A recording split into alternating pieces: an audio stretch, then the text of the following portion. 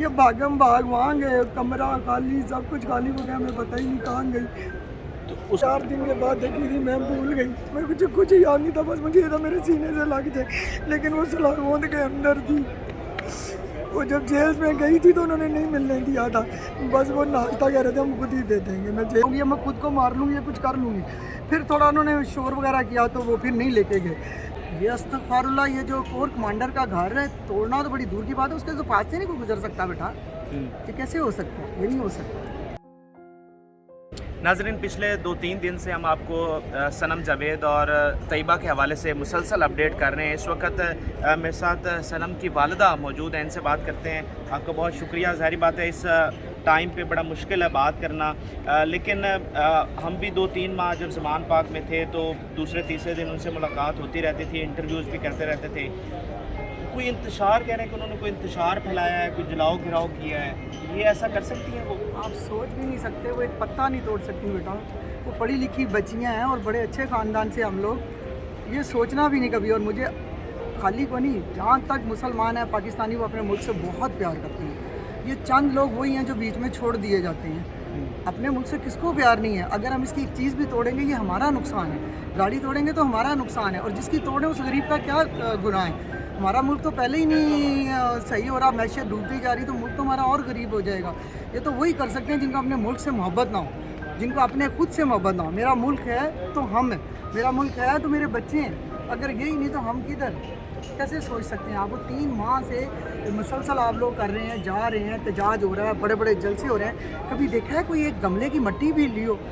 ये अस्तगफुरुल्लाह, ये जो कोर कमांडर का घर है तोड़ना तो बड़ी दूर की बात है, उसके तो पास से नहीं कोई गुजर सकता बेटा, ये कैसे हो सकता है? ये नहीं हो सकता। कि आपकी मुलाकात हुई थाने में उनके जी साथ? 3 दिन लगातार रही। मैं डेली सुबह नाश्ता लेके जाती थी, फिर मैं अपने बेटे की ड्यूटी लगाती थी वहाँ। 2 बजे से लेके 5 बजे तक ये होता था, ऑफिस नहीं जा रहा ये बच्चा उस दिन से, और मून जाता था 5 बजे, ज़ाहिर है वो पढ़ाता है, क्लास लेता था, फिर वो आता था, ये उसके साथ भी 2 घंटे बैठता था मेरा बेटा, फिर ये हिलते थे। पता नहीं क्यों, बस मेरा दिल कहता था ये दाएँ बाएँ करेंगे। वही उन्होंने किया, एक दिन में 2 दफ़ा उनको गायब करने की कोशिश की। मेरे बेटे का फ़ोन आया, खान साहब घर से भागे। जब वो भागे तो मैंने कहा क्या हुआ? वो बहना को फिर कहीं शिफ्ट कर रहे हैं, सनम जावेद को हम प्यार से करते हैं, तो उसको फिर शिफ्ट कर रहे हैं। जब ये गए हैं तो वो खुद ही सनम लड़ी कि जब तक वो पुलिस वाली आती है, ख़वातीन जो हैं फीमेल नहीं आती, तो मैं नहीं जाऊँगी, मैं खुद को मार लूँगी या कुछ कर लूँगी। फिर थोड़ा उन्होंने शोर वगैरह किया तो वो फिर नहीं लेके गए।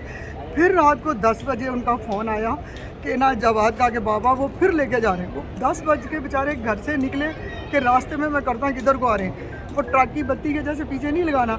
इन तीनों ही भागे। मैंने कहा था कि थाना नहीं छोड़ना, नज़र मुझे चलो रहने दो, मैं उधर ही देखती रहूँ।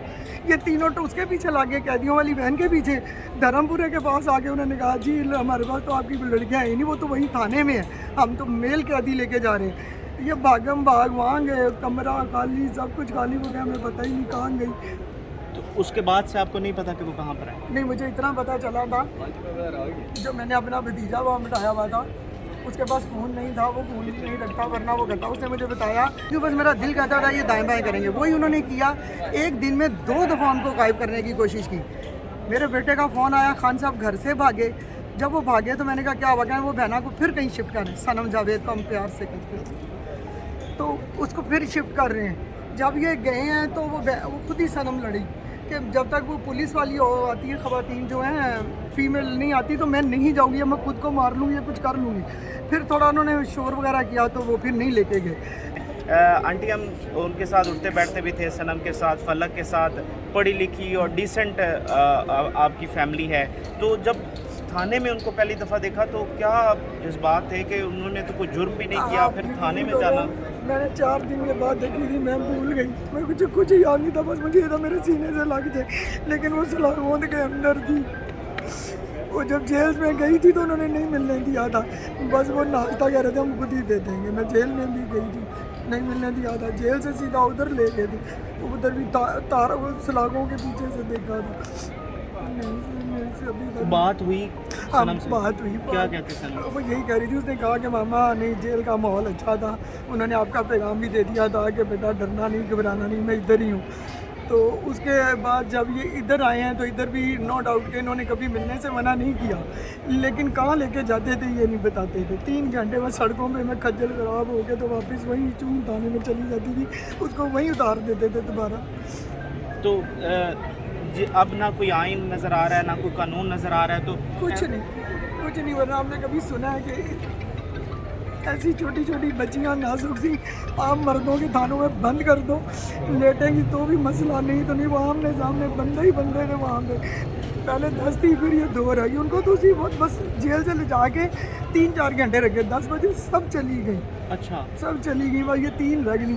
दूसरे दिन वो मुरझाई थी थोड़ी सी कि मतलब ज़्यादा लोग हों तो आप बातें करते हैं ना, 2 रह गई थी, पढ़ती रहती थी। जब मैं दूसरे दिन की तो बूढ़ी माई, वो जिस दिन घरों के बाहर एहतजाज नहीं करने के लिए कहा था, उस दिन उस माई बेचारी को उठा के ले आए। वो मुझे मिलते करे, बेटा मेरे घर वालों को बता दे। मैं कहा मुझे बता दे, मैं सबको बता दूंगी।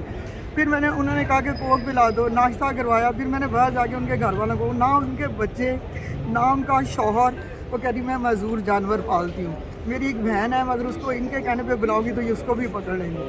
फिर हमने फ़ोन किया, वो उसको आके ले गई, उसको छोड़ दिया। तो बहुत ऊपर से ऑर्डर आया है दोनों के लिए, सनम के लिए, तैयबा भी वहाँ पे है। जी, बाकी का तो मैं नहीं कहती, वो बच्ची बेचारी को छोड़ नहीं रहे। सनम ने तो इतना तक कहा था, एक बंदा किसी ने आके कहा, वो जो वकील रास्ते में से जेल से ही चली गई थी ना गाड़ी में बैठ के, उसने कहा कि जी बाबा ने इसको उठा के ना कहा कि मेरी बेटी को भी गाड़ी में बिठा लो, ज़मानत बात तो निकाल दी, आज़ाद हो गई है। उन्होंने दरवाज़ा ही नहीं खोला। फिर वो DSP थे या कौन